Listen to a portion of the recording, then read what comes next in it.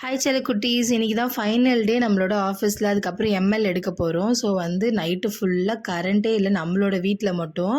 மற்ற எல்லார் வீட்லேயுமே கரண்ட் இருந்துச்சு. நைட்டெல்லாம் சுத்தமாக தூங்கவே இல்லை. 2 மணிக்கு மேலே போய் மொட்டை மாடியில் போய் படுத்தோம். படுத்த சீக்கிரமாக விடிஞ்சிருச்சு. 5 மணிக்கெலாம் குருவி சவுண்டு, கிளி சவுண்டெல்லாம் செம்மையாக கேட்டுது. சன்னும் ரைஸ் ஆகிடுச்சு.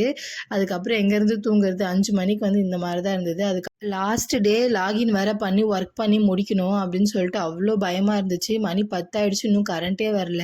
ஹஸ்பண்ட் நான் ரெடி பண்ணுறேன் அப்படின்னு சொல்லியிருந்தாரு. பட் உடம்பு ஃபுல்லாக நனைஞ்சி அப்படி வேத்து ஊற்றுது.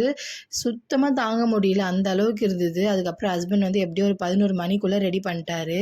அது வரைக்கும் ஏன் சும்மா இருப்பானே அப்படின்னு சொல்லிட்டு நம்ம கண்டென்ட்லாம் எழுதிட்டு இருந்தோம். உட்காந்து என்னோட கால் எடிமா ஆனது தான் பெரிய மிச்சம் எனக்கு இந்த ஆஃபீஸில் ஒர்க் பண்ணது.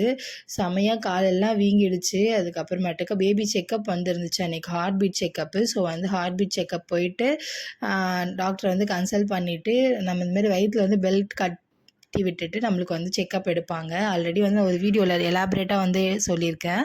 ஸோ அந்த வீடியோ நீங்கள் பார்க்கல அப்படின்னா கீழே கமெண்ட் பாக்ஸில் கமெண்ட் பண்ணுங்கள். நான் லிங்க் ஷேர் பண்ணுறேன், இல்லை டிஸ்கிரிப்ஷனில் லிங்க் கொடுக்குறேன். ஃபைனலாக வீட்டுக்கு நம்ம எம்எல் அப்ளை பண்ணிடலாம் அப்படின்னு சொல்லிட்டு வந்தாச்சு. நம்மளுக்கு மெட்டர்னிட்டி லீவ் அப்ளை பண்ண போகிறோம். அப்ளை பண்ணி 2 வீக்ஸ் ஆகுது. ஸ்டில் நாட் அப்ரூவ்ட்லேயே இருக்குது. எப்போ அப்ரூவ் பண்ணுவாங்க, எனக்கு எப்போ நிம்மதியாக இருக்குன்னு சொல்லிட்டு சத்தியமாக தெரியல. நான் 6ஆம் தேதியிலேருந்து அப்ளை பண்ணேன். ஆட்டோமேட்டிக்காக 180 டேஸ் வந்துடுச்சு. வந்ததுக்கப்புறம் இன்னும் மேனேஜ்மெண்ட் சைட்லேருந்து ஹெச்ஆருக்கு மெயில் போகணும். மெயில் போயிட்டு அதுக்கப்புறமேட்டுக்கு ஹெச்ஆர் அப்ரூவ் பண்ணதுக்கப்புறம் தான் நம்மளுக்கு இங்கே அப்ரூவ் ஆகும் அப்படின்னு சொல்லிட்டு வெயிட்டிங்லேயே இருக்குது. ஸோ அதுவே ரொம்ப பயமாக இருக்குது.